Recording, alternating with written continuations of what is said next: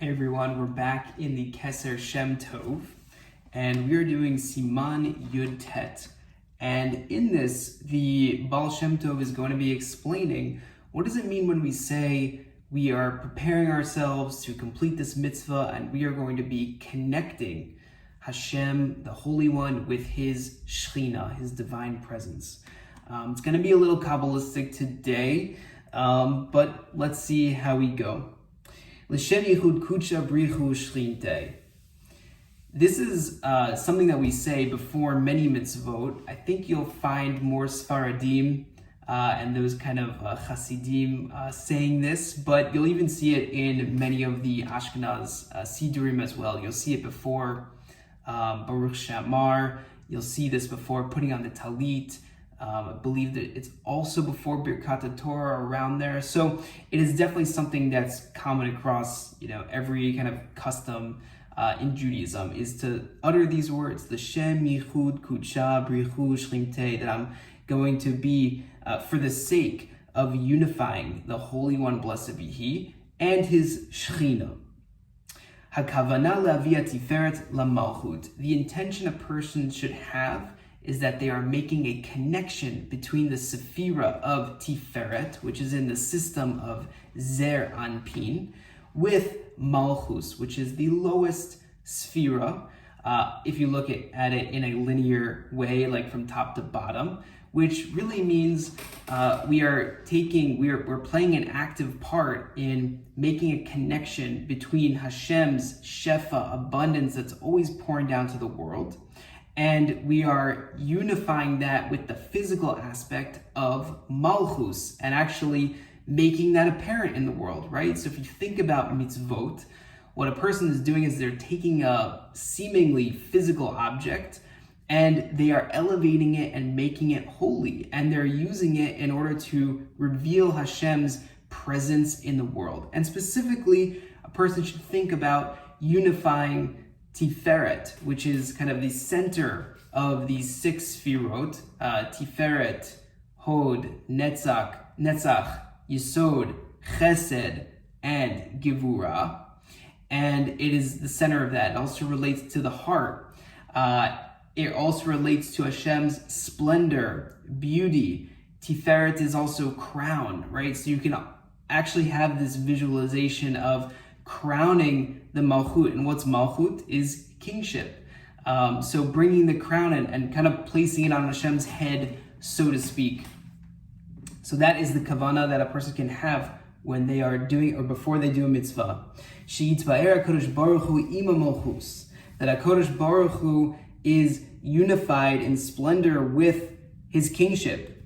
Dehainu HaMadriga HaTachtona Olam HaDibor.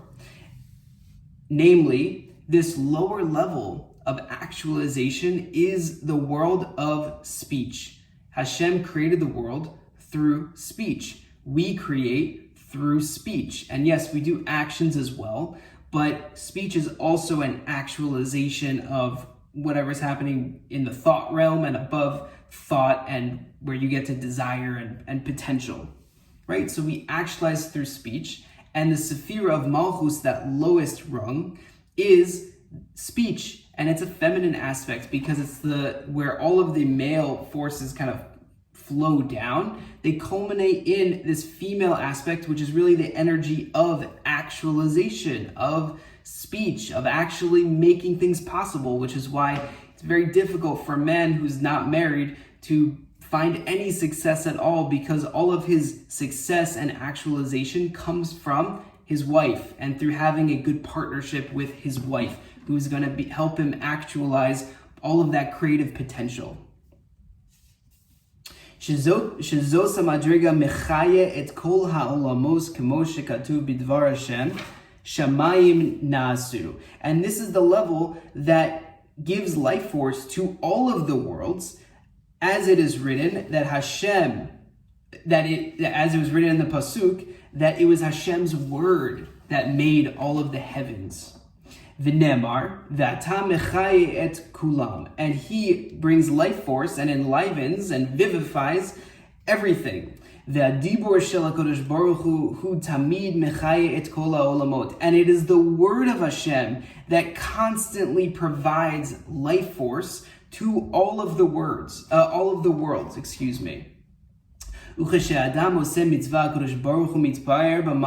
then when a person does, actualizes, right? When a person does a mitzvah, a holy act, a person actually crowns and brings glory to Hashem's kingship. Dehainu adibur shelo shehu betoch ha'olamos ve'az mevi adam malchus el HaKadosh Baruch Hu. Dehainu she'HaKadosh Baruch Hu mitpayer im olam hadibur. Hashem becomes actualized and is glorified through this world of speech, of dibur. And it's very appropriate that we're in this time of Rosh Hashana, because what is the one thing a king cannot do? A king cannot be a king unless the subjects crown him king. And that's something that we're going to be doing on Rosh Hashana. It's something we do every day. We're crowning Hashem king. Leshem Yichud kudsha b'richu Shechina. And namely, this is when we say there's a unification between the Holy One and his Shechina, his divine presence, that we,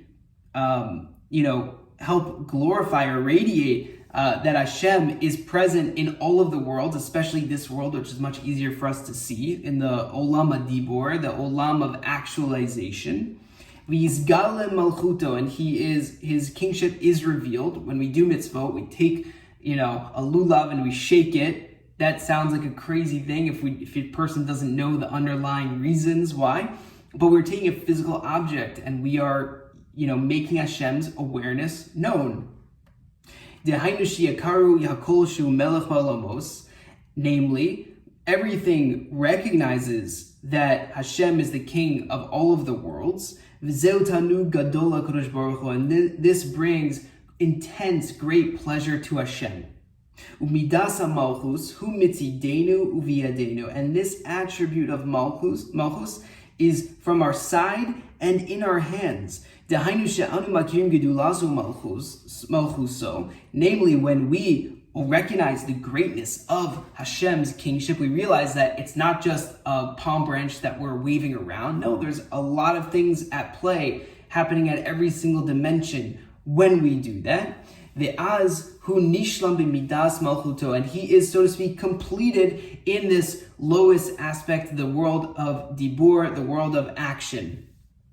Ki ein melech below am, because there's no king without a nation. Shemechama sa'am nizgale hamalchus, for the sake of the nation, the kingship is revealed. V'yesh l'HaKadosh Baruch Hu tanug gadol mizeh. Hashem finds great pleasure in this great thing. Something to think about, number one, Rosh Hashana coming up, we're crowning the king. Hashem, in his kindness, is, vivifying the world at every moment, creating the world, and we just have to name him king, and we have to complete the mitzvot, and we can make it an even more powerful action when we say that Leshem Yichud kudsha b'richu Shechina before we actually perform the mitzvot.